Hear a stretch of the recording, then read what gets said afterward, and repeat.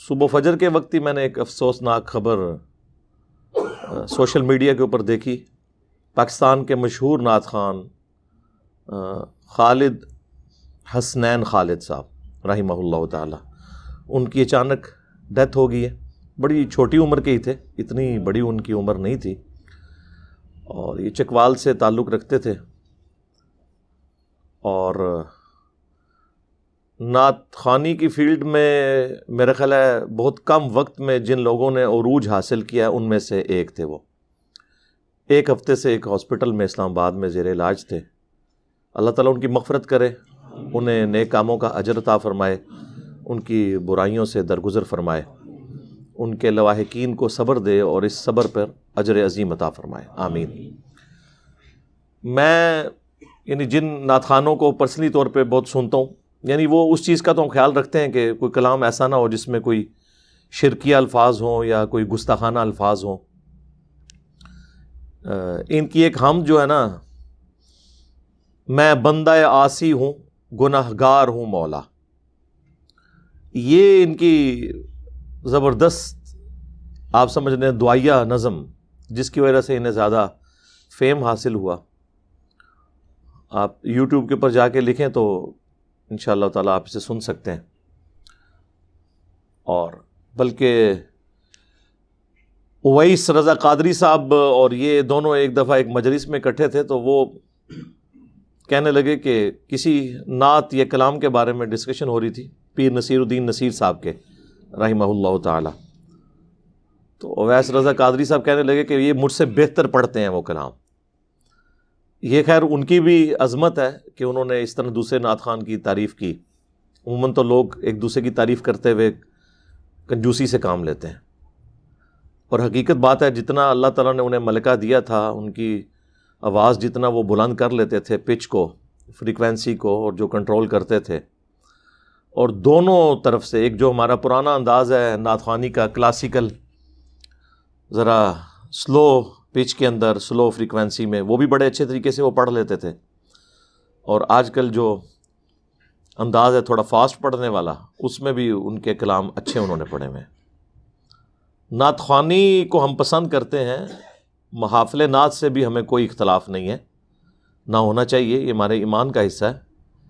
صحیح بخاری اور صحیح مسلم دونوں میں حدیث موجود ہے کہ سیدنا حسان ابن ثابت رضی اللہ تعالیٰ عنہ اللہ کے محبوب صلی اللہ علیہ وآلہ وسلم کے لیے نعت کہا کرتے تھے، اشعار لکھا کرتے تھے، اور کافر جو اللہ کے محبوب صلی اللہ علیہ وآلہ وسلم پر اعتراضات کیا کرتے تھے، ان کے وہ جوابات دیا کرتے تھے. صحیح مسلم میں تو اوپر ترے آلموسٹ 10 احادیث میں ان کا وہ پورا کلام بھی آیا ہوا ہے عربی میں، جو انہوں نے اشعار پڑھے، جس کا اردو ترجمہ جو ہے ہمارے شعیب بھائی نے بھی پڑھا تھا، میرے آقا میرے مولا محمد رسول اللہ صلی اللہ علیہ وآلہ وسلم. حتیٰ کہ مسلم شریف میں یہاں تک الفاظ ہیں کہ اے حسان، کافروں کو ہمارے تیروں اور تلواروں سے اتنی تکلیف نہیں ہوتی جتنے تیرے اشعار سے ہوتی ہے. ظاہر ہے کہ وہ عرب کے لوگ تو اہل زبان تھے نا، تو انہیں بڑا مان تھا. وہاں پہ لڑائی صرف تیروں سے اور نیزوں سے نہیں ہوا کرتی تھی، بلکہ زبان سے، سلوگنز کے ساتھ، اشعار کے ساتھ، جنگی ترانوں کے ساتھ ہوا کرتی تھی. تو آپ سمجھ لیں یہ جنگی ترانے بھی لکھتے تھے، شاعر کمال کے تھے، اور نعتی اشعار بھی لکھتے تھے. صحیح بخاری اور صحیح مسلم دونوں میں حدیث موجود ہے. سیدنا عمر فاروق رضی اللہ تعالیٰ عنہ کے دور خلافت میں ایک دفعہ حضرت حسان جو ہے وہ مسجد نبوی میں بیٹھ کے نعتی اشعار پڑھ رہے تھے. باقی صحابہ بھی وہاں پہ موجود تھے. سیدنا عمر وہاں سے گزرے تو انہوں نے وہ یوں کر کے انہیں تیکھی نظروں سے دیکھا کہ یہ مسجد میں یہ کیا کام شروع کیا ہوا ہے.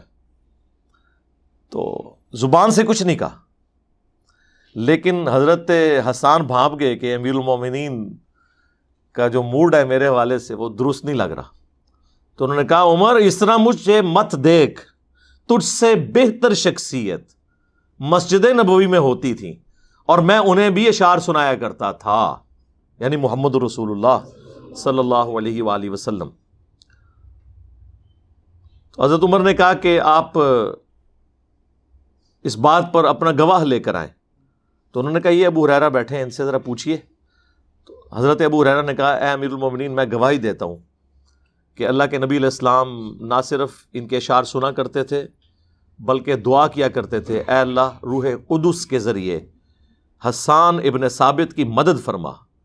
جس طرح حضرت عیسیٰ علیہ السلام کی مدد کی تھی نا روح قدس نے، جو قرآن میں آیا کہ ہم نے ایدناہ بروح القدس، جبرائیل کے ذریعے ان کی مدد کی تھی، ان کو اتنے معجزات غیر معمولی دیے تھے. تو یہ ان کے اشعار معجزانہ ہوا کرتے تھے اللہ کی طرف سے.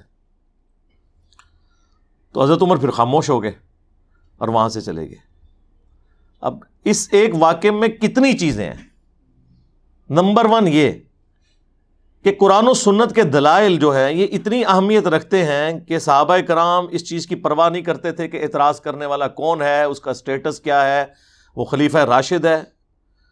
جنہوں پنجابی کہتے ہیں وہ سدھے ہو جاندے سن کہ نہ بھائی اینج نہیں ہے، اللہ کے نبی علیہ السلام نے یہ عمل کیا ہے، تمہاری ذاتی پسند ناپسند کوئی حیثیت نہیں رکھتی. نمبر 2، صحابہ کرام علیہم رضوان کو جب صحیح حدیث کا پتہ چل جاتا تھا وہ اسے ایکسیپٹ کرتے تھے. سیدنا عمر نے ایکسیپٹ کیا. نمبر 3، سیدنا عمر نے حضرت ابو ہریرہ کی گواہی کو ایکسیپٹ کیا. یہ بعض غالی رافضیوں کا یہ کہنا کہ حضرت ابو ہریرہ سے ان کا کنفلکٹ تھا، وہ تھا، لیکن یہ نہیں تھا کہ حضرت عمر ان کو جھوٹا سمجھتے تھے، انہیں صدوق سمجھتے تھے، انہیں ثقہ راوی مانتے تھے، اسی لیے ان کی گواہی کو قبول کیا حدیث کے حق میں. نمبر 4 یہ کہ ہم جب کسی کو قرآن کی آیات اور احادیث پیش کرتے ہیں اور وہ کہتے ہیں یار وہ باتیں تو ٹھیک ہیں انجینئر صاحب کی، لیکن اتنے بڑے بڑے بزرگوں کو یہ باتیں نہیں پتہ چلی ہیں. تو سیدنا عمر نے تو یہ نہیں کہا کہ میں تو امیر المومنین ہوں، میرے بارے میں تو حدیث ہے علیکم بسنتی وسنت الخلفاء الراشدین المہدیین، جامعہ ترمذی میں، سنن ابی داؤد میں، سنن ابن ماجہ میں، مشکات میں بھی موجود ہے. تو تم میری سنت پہ عمل کرو، جو چیز مجھے ناپسند ہے اسے چھوڑ دو. انہیں پتہ تھا کہ دین آسمانوں سے نازل ہوا ہے، دین میں امام وہ ہے جس کی قبر مدینے میں ہے، اس کے بعد سب فالوور ہیں. سیدنا ابوبکر سے لے کر قیامت تک آنے والا آخری مسلمان یا آخری انسان وہ فالوور ہی ہوگا. تو اب مجھے یہ بتائیے، اگر حضرت عمر فاروق رضی اللہ تعالیٰ عنہ اتنے قریبی ہونے کے باوجود انہیں یہ حدیث نہیں پتہ تھی کہ نعت کے اشعار مسجد میں پڑھنا اور پڑھوانا یہ سنت ہے، تو اب جو لوگ یہ کہتے ہیں جی ہمارے بزرگوں کو، ہمارے اماموں کو یہ حدیثیں نہیں پہنچی وہی ہوں گی، انہیں نہیں پتا تھا بخاری مسلم میں کیا لکھا ہے. بھائی اگر حضرت عمر فاروق رضی اللہ تعالیٰ عنہ کو نہیں پتا تھا تو بابے تو شاہ ہی کوئی نہیں. یہ ہر جگہ آئے گا بابے تو شاہ ہی کوئی نہیں. یہ انالیسز نہیں کریں گے تو میرے بھائی آپ کے دماغ میں سراغ کیسے ہوگا؟ ہم نے تو ڈرل کرنا ہے تاکہ اس میں باتیں داخل ہوں، آپ کو پتہ چلے کہ کتابوں کا دین اور ہے، بابوں کا دین اور.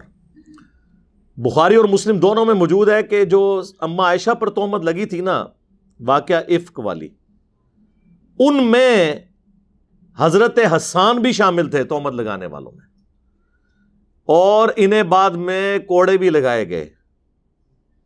آخری وقت میں یہ نابینا ہو گئے تھے. بخاری مسلم میں آتا ہے کہ سیدہ عائشہ کے سامنے اگر کوئی شخص حضرت حسان کی برائی کرتا تو اسے ٹوک دیتی تھی. یہ میں آپ کو للہیت بتا رہا ہوں اما عائشہ کی. اس پاکیزہ عورت پہ جس نے تہمت لگائی، بے شک اللہ تعالیٰ نے ان کی برات کا اعلان بھی کر دیا، لیکن دل کا میل انسان خود کیسے صاف کر سکتا ہے؟ یہ کوئی برتن تو نہیں کہ مانج لیا جائے، انسان کو بھولتا تو نہیں ہے.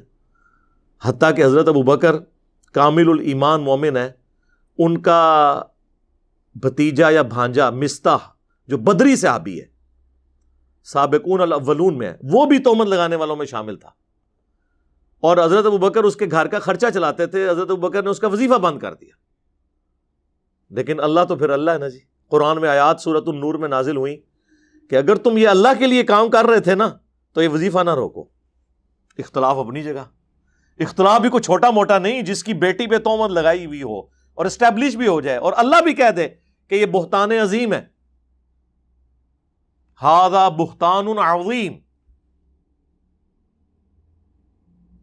پھر بھی اللہ تعالیٰ کے آپ ٹالرنس کا لیول دیکھیں کہ نہیں، وظیفہ اللہ کے لیے دے رہے تھے، وہ اسی طریقے سے جاری رہے گا، اگرچہ اس کا عمل برا ہے.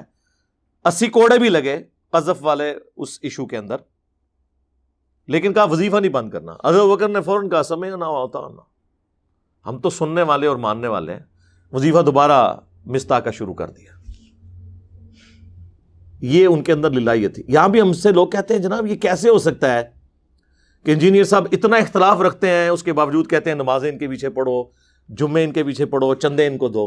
بھئی ہو سکتا ہے، ہم صدیقی ہیں، ہماری تربیت تو صحابہ والی ہوئی ہے کہ اختلاف رائے اپنی جگہ، جو کام آپ اللہ کے لیے کر رہے ہیں وہ کرتے رہے. چندہ آپ اللہ کے لیے دے رہے تھے نا، دیتے رہے. حضرت ابوبکر کی بیٹی پہ تہمت لگی، ان کو اللہ نے کہا کہ نہیں وظیفہ نہیں بند کرنا، وہ تو تم اللہ کے لیے کر رہے ہو، ٹھیک ہے تمہیں تکلیف پہنچی ہے، لیکن اللہ سے اوپر کوئی نہیں ہو سکتا. اللہ از دا ٹاپ پرائورٹی، اللہ ترجیح اول ہے. قل ان صلاتي ونسكي ومحياي ومماتي لله رب العالمین. اے نبی تم فرماؤ کہ بے شک میری نماز، میری قربانی اور میرا جینا اور میرا مرنا سب اللہ کے لیے. یہ انسان کا لیول ہونا چاہیے کمٹمنٹ کا. تو بخاری مسلم میں آتا ہے کہ حضرت حسان کے بارے میں کوئی اس طرح بات کرے تو اما عائشہ اسے ڈانٹتی تھیں اور کہتی تھیں کہ حسان کے بارے میں کوئی ایسی بات نہ کرو، حالانکہ حسان ان پہ تہمت لگانے والوں میں شامل تھے. کیوں؟ ان کے لیے ٹاپ پرائورٹی اللہ اور اس کے محبوب تھے اما عائشہ کے لیے. تو پھر اما عائشہ کہتی تھی اس لیے کہ جب نبی صلی اللہ علیہ وآلہ وسلم کے بارے میں کافر غلط زبان استعمال کرتے تھے تو یہ حسان ہی تھا جو ان کو پھر تیکھے باتوں کا جواب دیا کرتا تھا اپنے اشعار کے ذریعے. تو چونکہ اس نے نبی علیہ السلام کا دفاع کیا ہے، لہذا سیدہ عائشہ یہ سمجھتی تھی کہ حسان کا احسان وہ مجھ پہ بھی ہے، پوری امت پہ ہے. آج دیکھیں جہاں بھی نعت خوانی کی بات ہوتی ہے حضرت حسان کا ذکر ہوتا ہے، الحمدللہ رضی اللہ تعالیٰ عنہ وعلیہ السلام. تو اما عائشہ کے اس عمل سے یہ چیز ثابت ہوئی کہ آپ کے اندر للہیت ہونی چاہیے. آپ اپنی ذات سے باہر نکل کر اللہ اور اس کے محبوب صلی اللہ علیہ وآلہ وسلم کی نسبت سے سوچیں. بہرحال وہ نعت کی طرف آئیں. نعت سے بات کہاں سے کہاں نکل گئی. تو نعتیں میں بھی شوق سے سنتا ہوں. ہم نے تو بلکہ اس پلیٹ فارم سے کئی دفعہ کلام پڑھوا کے وہ ویڈیوز اپلوڈ کی اپنے شعیب بھائی کی. پلے لسٹ اس کی اویلیبل ہے، لیکن اس میں پھر ہمیں چھانٹی کرنی پڑ جاتی ہے. بعض اوقات اشعار ایسے ہوتے ہیں جو مناسب نہیں ہوتے. شعراء کے بارے میں تو پوری سورت ہے نا، سورہ الشعراء، اس کے آخر میں جا کے یہ آیات آتی ہیں کہ شعراء زیادہ تر جو ہیں وہ گمان کی پیروی کرتے ہیں اور یہ ہر وادی میں گھومتے ہیں. مگر اللہ نے ایکسیپشن دی کہ جو مومنین ہیں ان کی ایکسیپشن ہے. یہ نہیں کہ سارے اشعار ہی کنڈیم کیے گئے ہیں. میرے شاعری کے اوپر بھی ویڈیو ریکارڈڈ موجود ہے کہ اشعار کو پسند بھی کیا ہے نبی علیہ السلام نے. بخاری مسلم میں حدیث ہے آپ نے ایک مجلس میں 100 کے قریب اشعار صحابہ سے سنے. آپ صلی اللہ علیہ وآلہ وسلم پسند فرماتے تھے. ہاں جو غلط قسم کے اشعار ہیں، شرکیاں ہیں، ولگر قسم کے ہیں، وہ اشعار منع ہے. خود فی البدی آپ علیہ السلام کی مبارک زبان سے جو جنگی اشعار کے طور پر وہ شعر بخاری مسلم میں آتا ہے نا، ان النبی لا کذب، میں نبی ہوں، یہ کوئی جھوٹی بات نہیں ہے، میں عبد المطلب کا بیٹا ہوں. تو یہ فی البدی آپ کی مبارک زبان پہ غزوہ حنین کے موقع پر جاری ہوا اور آپ یہ پڑھتے ہوئے آگے چلے گئے. تو شاعری سے کوئی اختلاف نہیں ہے، وہ اشعار قرآن و سنت کے مطابق ہونے چاہیے، اس میں کوئی تحقیر کا پہلو نہ آ جائے. اور یہ انداز جو ہے وہ اتنا افیکٹو ہے کہ قرآن میں بھی آپ دیکھ لیں شاعری تو نہیں ہے لیکن آلموسٹ ایک ردم کے ساتھ تو ہیں. بعض صورتیں تو اتنی زبردست ردم میں ہیں کہ آپ چلیں انہیں نظم نہیں لیکن آزاد نظم کا تو سٹائل اس میں موجود ہے. سورۃ الفاتحہ ہی دیکھ لیں، اگر یہ اس طرح ردم نہ ہوتا تو آپ ترنم کے ساتھ سورہ فاتحہ اور قرآن پاک پڑھ ہی نہیں سکتے تھے جو آپ قاریوں کا سنتے ہیں. اور بعض تو اتنی پرفیکٹ ہیں کہ وہ پورے ایک ڈیوائن میوزک جسے ڈاکٹر سرار صاحب کہتے تھے، ملکوتی غنا. صحیح بخاری میں حدیث ہے جو ترنم کے ساتھ قرآن نہ پڑھے وہ ہم میں سے نہیں ہے، یا اپنی اہتمام سے پڑھنا ہے. الرحمن علم القرآن خلق الانسان علمہ البیان. اب یہ آپ سمجھ لیں ایک ٹون پہ چل رہا ہے، اگرچہ یہ چھوٹے بڑے ہیں، آزاد نظم والا سٹائل ہے، لیکن بہرحال ایک ربط ہے اس کے اندر. تو یہ ایک افیکٹو انداز ہے. لیکن اشعار جو ہیں وہ شرکیہ نہ ہوں، دوسرے انبیاء کی توہین اس میں نہ ہو. اب مجھے یہ کلام بڑا پسند ہے، مصطفیٰ جان رحمت پہ لاکھوں سلام. ہم نے یہاں پہ پڑھوایا بھی ہے، باقاعدہ اس کی چھانٹی کر کے اشعار اس میں سے کافی بہتر جو تھے وہ پڑھوائے. لیکن اسی کے اندر اب ایک شعر ہے، کس کو دیکھا یہ موسیٰ سے پوچھے کوئی، آنکھ والوں کی ہمت پہ لاکھوں سلام. اب یہ حضرت موسیٰ علیہ السلام کو ایک قسم کا کمپیئر کروایا گیا نبی علیہ السلام کے ساتھ، کہ اللہ کے محبوب صلی اللہ علیہ وآلہ وسلم نے اللہ تعالیٰ کی زیارت کی بقول اعلیٰ حضرت کے. ہمارے نزدیک تو جامعہ ترمذی میں اور مسند احمد میں اور مشکات میں بھی حدیث موجود ہے، خواب میں نبی علیہ السلام کا اللہ کو دیکھنا ثابت ہے. شب معراج والا ایشو ڈیفرنٹ ہے. خیر اس بحث سے قطع نظر، اس پہ میری ویڈیو بھی ہے، کیا نبی صلی اللہ علیہ وآلہ وسلم نے اللہ کو دیکھا ہے؟ تو وہ یہ کہتے ہیں کہ نبی صلی اللہ علیہ وآلہ وسلم نے تو اللہ کو دیکھا اور موسیٰ علیہ السلام جو ہے وہ اس تجلی سے بے ہوش ہو گئے. اب یہ جو کمپیریزن ہے نا، یہ اللہ کے نبی کو ناپسند ہے، سخت ناپسند ہے. حتیٰ کہ بخاری اور مسلم میں ایک حدیث ہے کہ ایک یہودی اور مسلمان کا جھگڑا ہوا. یہودی نے کہہ دیا کہ اللہ نے موسیٰ علیہ السلام کو تمام جہان والوں پہ فضیلت دی ہے. مسلمان نے کہا کہ اللہ تعالیٰ نے محمد رسول اللہ صلی اللہ علیہ وآلہ وسلم کو تمام جہان والوں پہ فضیلت دی ہے. بس اسی تکرار کے اندر مسلمان نے تماچا رسید کر دیا اس یہودی کے. وہ شکایت لے کے نبی علیہ السلام کے پاس آ گیا. اب مجھے بتائیں اسی قسم کی ایکٹیویٹی آج ہو اور کوئی شکایت لے کے کسی مولوی کے پاس چلا جائے، انہیں کہنا تن سے جدا. اللہ کے نبی علیہ السلام نے جب بات سنی تو آپ نے الٹا مسلمان کو ڈانٹا. آپ فرمایا یہ تم نے کیوں ایسی بات کی ہے؟ مجھے یونس علیہ السلام پہ بھی فضیلت مت دو.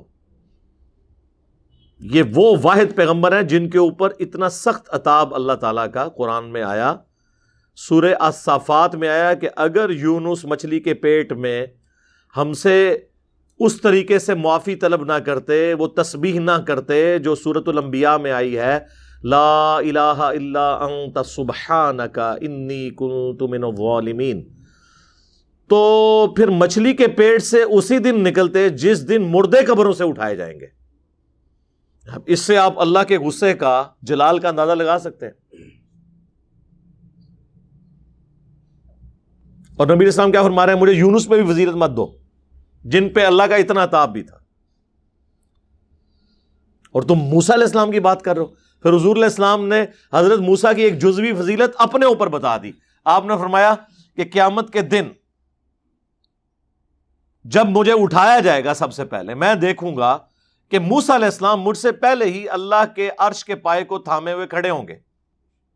اب مجھے نہیں پتا کہ ان پہ قیامت کی بے ہوشی طاری ہوئی ہے یا نہیں ہوئی، اس بے ہوشی کے سبب جو دنیا میں ایک دفعہ وہ ہو چکے. سورۃ الاعراف کی آیت نمبر 143 میں آتا ہے نا، جو انہوں نے اللہ کو دیکھنے کی خواہش ظاہر کی تھی، پھر پہاڑ پر تجلی پڑی اور وہ بے ہوش ہو گئے انڈائریکٹ اس تجلی سے. کہ ان پہ بے ہوشی طاری ہوئی ہے یا نہیں ہوئی، یا مجھ سے پہلے انہیں ہوش آئی ہے. یعنی موسیٰ علیہ السلام کی ایک جزوی فضیلت نبی صلی اللہ علیہ وآلہ وسلم نے اپنے اوپر بتائی. تو یہ آپ کا ایک تربیت کا انداز تھا. اور یہاں پہ آپ دیکھیں، یعنی انبیاء کو تو چھوڑ دیں، یہ تو اللہ سے بھی بڑھا دیتے ہیں. خدا کا پکڑا چھڑائے محمد، محمد کا پکڑا چھڑا کوئی نہیں سکتا. نعوذ باللہ. پھر تعویل کرتے ہیں، وہ کہتے ہیں دیکھیں جی اللہ تعالیٰ پکڑے گا نا، پھر نبی علیہ السلام شفاعت کر کے چھڑائیں گے. بھائی آپ اللہ اور رسول کو الگ مانتے ہیں کیا؟ پکڑنے والا بھی خدا ہے، چھڑانے والا بھی خدا ہے. نبی علیہ السلام کو تو اذن ملے گا اور بتایا جائے گا کہ یہ لسٹ ہے، ان کو نکالیں. آپ مہمان خصوصی ہیں قیامت کے دن کے. آپ کے ہاتھوں سے شفاعت کے ذریعے لوگوں کو جنت کے پروانے ملیں گے، لیکن وہ دینے والا اللہ ہے. جس طرح ایک کالج کا پرنسپل یا یونیورسٹی میں چانسلر یا وائس چانسلر کہہ لیں، وہ جب کسی بڑے پولیٹیکل لیڈر کو بلاتا ہے اسناد کی تقسیم کے لیے تو جو سند لے رہا ہوتا ہے اسے بھی پتا ہوتا ہے اس پولیٹیکل لیڈر نے یا پرائم منسٹر نے یا اس گورنر نے مجھے ڈگری نہیں دی، ڈگری مجھے دی ہے یونیورسٹی نے یا کالج نے، یہ آنری طور پہ اس کے ہاتھوں سے دلوائی گئی ہے. ایسے ہی ہوتا ہے نا. تو قیامت کے دن مغفرت کی ڈگری اللہ دے رہا ہوگا، نبی علیہ السلام کی عزت افزائی ہوگی. بخاری مسلم میں حدیث شفاعت موجود ہے، کافی لمبی حدیث ہے. پہلے لوگ آدم علیہ السلام کے پاس جائیں گے، وہ اپنی لغزش کا اظہار کریں گے، پھر نوح علیہ السلام، پھر ابراہیم علیہ السلام، موسیٰ علیہ السلام. اینڈ پہ جب نبی علیہ السلام کے پاس آئیں گے تو آپ خطیب بنیں گے، اللہ کے حضور سجدہ کریں گے، اور نبی علیہ السلام فرماتے ہیں پھر اللہ تعالیٰ مجھے اس وقت حمد کے ایسے کلمات سکھائے گا جو آج مجھے معلوم نہیں، اسی وقت سکھائے گا. میں شفاعت کروں گا، پھر میری شفاعت قبول کی جائے گی الحمدللہ. تو پھر آپ نے سورہ بنی اسرائیل کی آیت پڑھی اینڈ پہ، عَسَىٰ أَن يَبْعَثَكَ رَبُّكَ مَقَامًا مَحْمُودًا. ان قریب اے نبی ہم آپ کو اس مقام پر فائز کریں گے جو مقام محمود ہے، جہاں ہر کوئی آپ کی تعریف بیان کرے گا. محمود کہتے ہیں تعریف کی گئی جس کی. تو مقام شفاعت قیامت والے دن نبی صلی اللہ علیہ وآلہ وسلم کو حاصل ہوگا. اللہم اجعلنا منہم، اللہ تعالیٰ ہمیں ان میں شامل کرے کہ جن کی شفاعت اللہ کے محبوب صلی اللہ علیہ وآلہ وسلم کریں گے قیامت کے دن. تو اب آپ دیکھیں کہ یہ ہے کتابوں کا دین، یہ بابوں کا دین نہیں ہے. لہذا اشعار اتنے اہم ہیں کہ نبی علیہ السلام دعائیں کرتے ہیں ایسے لوگوں کے لیے جو دین کے دفاع پر اشعار کہتے ہیں. تو سر ہم بھی تو یہی کہہ رہے ہیں نا کہ نہ میں وابی نہ میں بابی، میں ہوں مسلم علمی کتابی. ہم اپنے آپ کو فخریہ مسلم کہہ رہے ہیں تو کس کی سپورٹ میں؟ اپنے نبی کی سپورٹ میں. وَسَمَّاكُمُ الْمُسْلِمِينَ وَأَنَا أَوَّلُ الْمُسْلِمِينَ. تو ان کی سپورٹ میں ہم بات کر رہے ہیں. اسی طریقے سے جب ہم یہ کہتے ہیں کہ مرنے سے پہلے اے مسلمان کر لے اس پہ غور، کتابوں کا خدا اور ہے بابوں کا خدا اور، تو یہ شعر ہم اس لیے پڑھتے ہیں تاکہ آپ کا دماغ کھولیں، آپ کو پتہ چلے کہ یار معاملہ کتنا گمبھیر ہے. اشعار میں احتیاط کو خود احمد رضا بریلوی صاحب بھی مانتے ہیں. احمد رضا بریلوی صاحب خود فرماتے ہیں کہ میں صرف اپنے بھائی کی نعتیں لکھی بھی سنتا ہوں، اور پھر وہ کہتے ہیں کہ نعت لکھنا ایسے ہے جیسے پولیس رات پہ چلنا، یعنی ایک طرف جنت ایک طرف جہنم والا معاملہ ہے. اور یعنی وہ پولیس رات آپ نے کراس کر لیا تو جنت میں، اور اگر راستے میں کٹ کے گر گئے تو جہنم میں نعوذ باللہ. تو وہ کہتے ہیں کہ اس لیے میں صرف اپنے بھائی جو ہے حسن رضا خان اس کا کلام سنتا ہوں. ان کا کمال کا کلام ہے. ویسے ان کے جو نعتیہ اشعار ہیں نا جی، وہ اعلیٰ حضرت سے بھی بہتر ہے بعض مواقع کے اوپر. تو انہوں نے قیامت کے نقشے کے اوپر ایک پوری نظم لکھی ہے، تیرا نام جب مصیبت میں لیا ہوگا. وہ قیامت کے دن کا انہوں نے نقشہ کھینچا ہے کہ نبی علیہ السلام کس طرح گناہگاروں کی شفاعت کر رہے ہوں گے، کبھی پولیس رات پہ جا رہے ہوں گے. کلاس کی ان کی وہ شاعری ہے. تو پھر اعلیٰ حضرت خود کہتے ہیں کہ یہ شاعری اتنا خطرناک معاملہ ہے کہ ذرا سا ایشو آ جائے تو شرک، اور ذرا سا دوسری طرف ایشو بن جائے تو پیغمبر کی شان میں گستاخی. اس لیے بڑی احتیاط کرنی پڑتی ہے. یہ وہ چند مواقع ہیں جہاں پہ اعلیٰ حضرت نے شرک کا لفظ استعمال کیا ہے، ورنہ شرک تو ختم ہو چکا ہوا ہے. تو یہاں اعلیٰ حضرت بھی مانے کہ شرک ختم نہیں ہوا، نعت میں شرک ہو سکتا ہے. جب صحیح بخاری میں حدیث ہے، دیکھنا میری شان کو اس طرح بلند نہ کرنا جس طرح نصارہ نے اپنے پیغمبر کو بڑھا دیا اور ڈیوینٹی میں کلیم کر دیا عیسیٰ ابن مریم کو.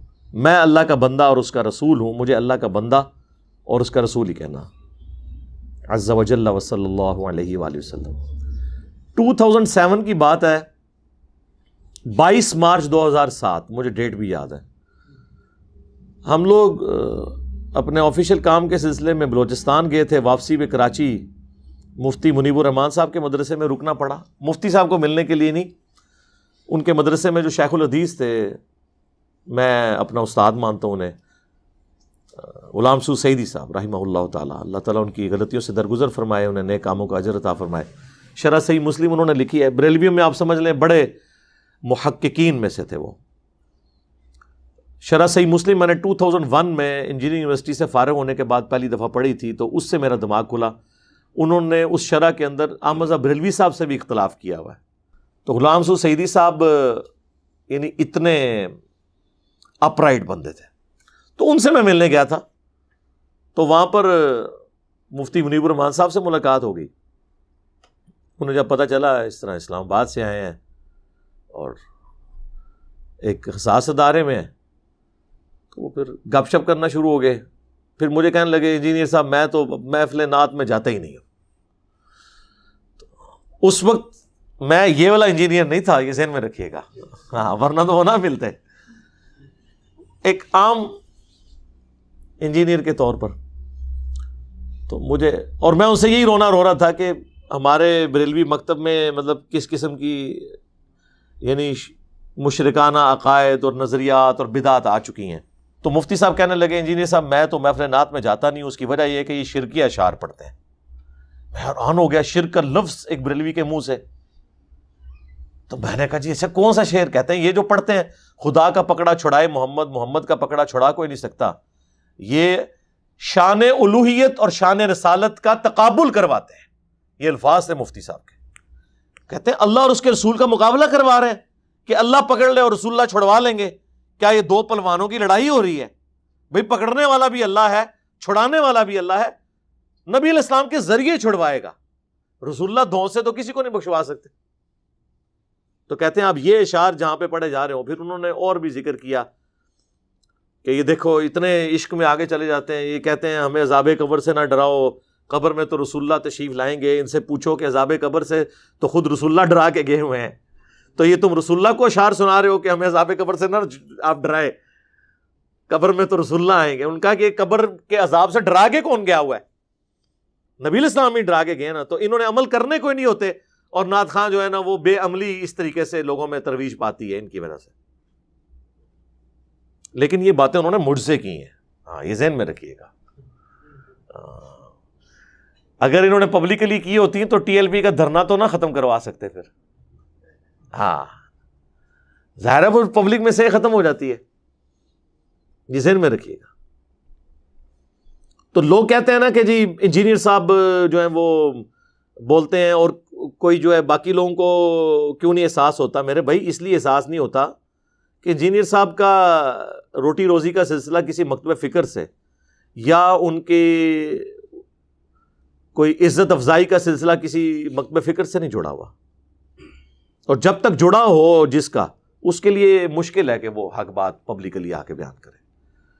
تو مجھے نعت سے یاد آیا کہ مفتی صاحب خود بھی مانتے ہیں کہ اس طرح نعت خوانی میں اس طرح کی الفاظ لوگ استعمال کرتے ہیں. ہمارا کام ہے لوگوں کو ایجوکیٹ کرنا. نعت کے کوئی بھی خلاف نہیں ہے، نہ ہم محافل نعت کے خلاف ہیں. ہاں اب ایسی محفلیں کہ جو رات کو 2 بجے ختم ہو اور لوگ فجر کی نماز ہی چھوڑ دیں، وہ تو چاہے محفل قرات ہو رہی ہو، چاہے درس قرآن ہو رہا ہو، درس حدیث ہو رہا ہو، ہم تو اس کے خلاف ہیں. تو بالکل زیادتی والی بات ہے. تو نعت خوانی سے بات شروع ہوئی تھی. میں نے چونکہ رٹی رٹائی باتیں نہیں کرنی ہوتی، جو اس وقت میرے دماغ میں اللہ تعالیٰ باتیں ڈالتا ہے، شرح صدر ہوتا ہے، تو میں کہتا ہوں چلیں یہ بھی بات اب میرے دماغ میں آئی ہے، یہ بھی میں کر دوں. چلیں اس طریقے سے کسی کے لیے اصلاح کے لیے کوئی یہ بات نکل آئی دماغ میں آ گئی ہے تو میں وہ کر دوں. تو اس طریقے سے کوشش کرتا ہوں کہ اب نعت خوانی کے اوپر یہ ڈسکشن کرنے کا مقصد یہ تھا کہ نعت خوانی کی اہمیت بھی پتہ چلے، اور اس میں یہ بھی دیکھنا ہے کہ شان الوہیت اور شان رسالت کا مقابلہ نہیں ہونا چاہیے، جو مفتی صاحب نے فرمایا. میں نے نہیں کہا، مفتی منیب الرحمان حفظہ اللہ تعالیٰ نے کہا، اور انہوں نے اللہ کا شکر ہے کہ یہ میرے پاس تو سند موجود ہے، میں تو سامنے بیٹھ کے یہ بات ان سے سنی ہے. اور یہ یقین کریں علماء اپنی عوام سے بہت ڈرتے ہیں، بہت زیادہ ڈرتے ہیں، اس لیے کہ عوام تو اتنی وائلنٹ ہوئی ہوئی ہے کہ وہ اپنے علماء کا بھی خیال نہیں رکھتی. اس لیے آپ دیکھیں اکیلے میں ان سے مسئلہ پوچھیں کوئی اور بات آپ کو بتائیں گے، پبلکلی کہتے ہیں کیوں مروان لگے ہو. اب مجھے بتائیں اگر قوم کا لیڈر بھی یہ کہے کہ کیوں مروان لگے ہو، تو اس قوم کے اوپر آپ پھر 4 نہیں 5 تکبیریں پڑھ لیں، کیونکہ لیڈر نہیں تو فرنٹ سے لیڈ کرنا ہوتا ہے. تو جذباتی باتیں چھوڑ کے علم کے اوپر بنیاد رکھیں. یہی ہمیں بتایا گیا ہے. ایتونی بکتاب من قبل ھذا، ایتونی بکتاب من قبل ھذا او اثارۃ من علم ان کنتم صادقین. اے نبی ان سے فرماؤ مجھ سے بحث کرنی ہے، قرآن کو نہیں مانتے تو قرآن سے پہلے جو کتابیں اور پیغمبروں پہ نازل ہوئی وہ لے آؤ. ان میں کہاں کوئی ایسی بات موجود ہے کہ جو توحید کے منافی ہو. او اثارۃ من علم ان کنتم صادقین، یا علم کے آثار، انبیاء کی وحی میں سے سنت یا احادیث اگلے انبیاء کے موجود ہوں وہ لے آؤ اگر تم واقعی سچے ہو. اسی کو میں نے ٹرانسلیٹ کیا تھا کہ نہ میں وابی نہ میں بابی، میں ہوں مسلم علمی کتابی. ایتونی بکتاب من قبل ھذا او اثارۃ من علم. کتاب اور علم یہ ہے اصل میں چیز. صلو علی محمد و آل محمد، اللہم صلی علی محمد وعلی آل محمد واصحاب محمد وازواج محمد وامت محمد اجمعین الی یوم الدین. آمین.